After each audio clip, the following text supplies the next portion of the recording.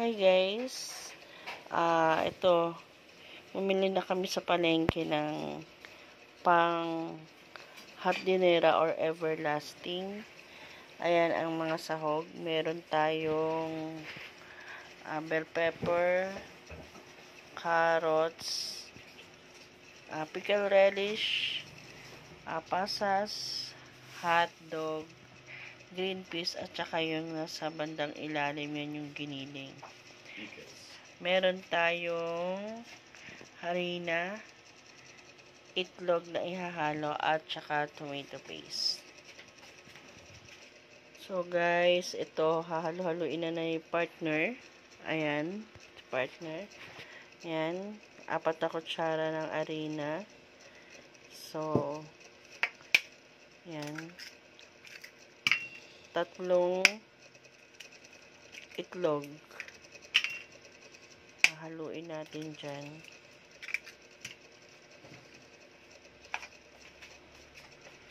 So, nilagyan ng tomato paste para pampapula ng hardinera or everlasting. So, maliit na pouch lang yun guys, kaya inilahat na lang namin. Ayan guys, meron na siyang paminta. Tapos nilagyan na rin ng asin. Yung timplado guys, depende na sa inyo yan. Yung kung gaano ka alat o basta yung timpla sa inyo na yung bahala na kayo dyan. Yan ang ingredients ng hardinera or everlasting. So guys, ayan, minimix na.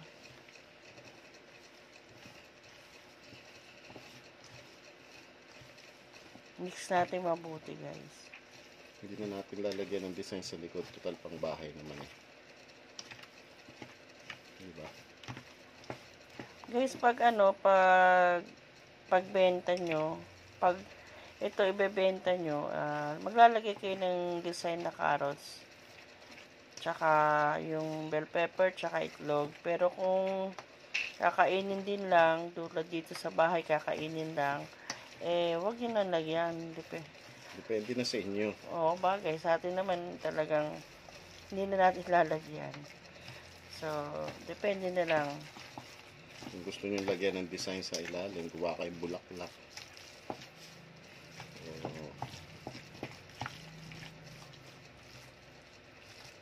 Yung alat, bahala na kayo.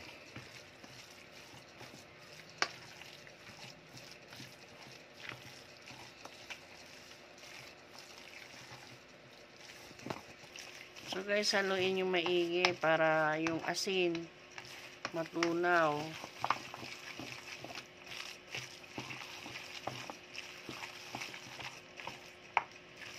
Ayan guys. So guys, lagyan namin ng ang tawag ng plastic na yan?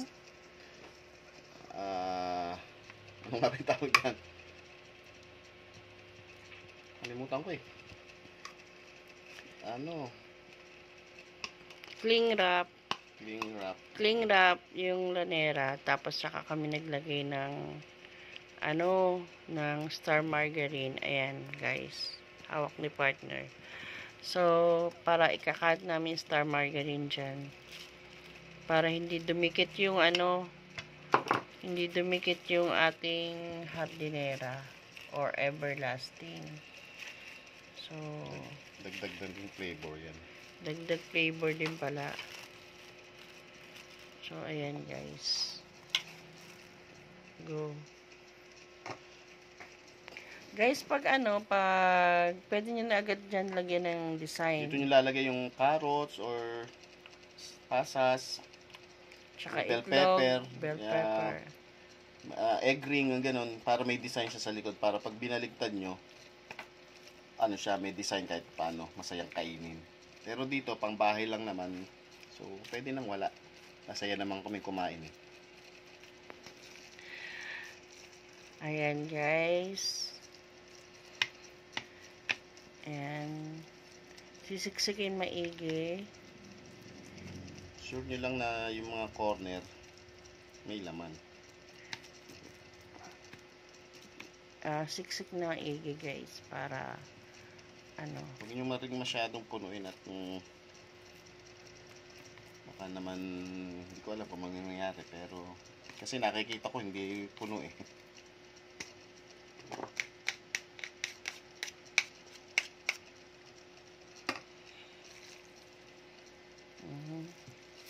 So, dun tayo sa kabila. Ayan. Depende na sa inyo yung kapal. Siyempre, mas manipis, mas madaling naluto. Ano ba? Nasa inyo na yun.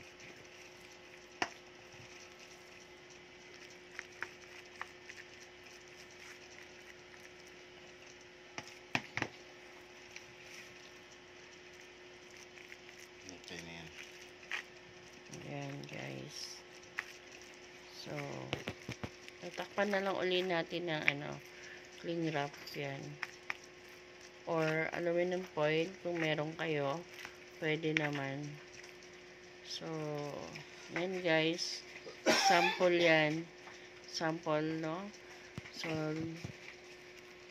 paulit-ulit lang. Yun lang uli yung gagawin nyo. Tapos ilalagay na natin sa steamer. So, tignan natin ulit mamaya guys.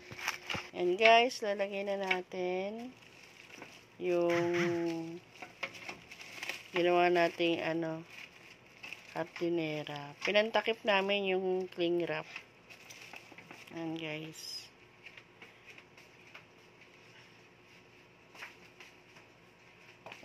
So, mga ilang minutes kaya? 45 to 1 hour to. 45 to 1 hour. Ano po. So, antay tayo guys.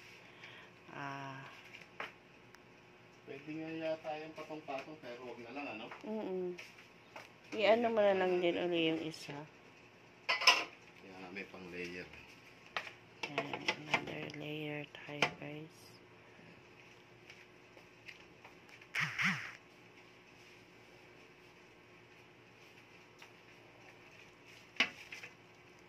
Yan guys, yan.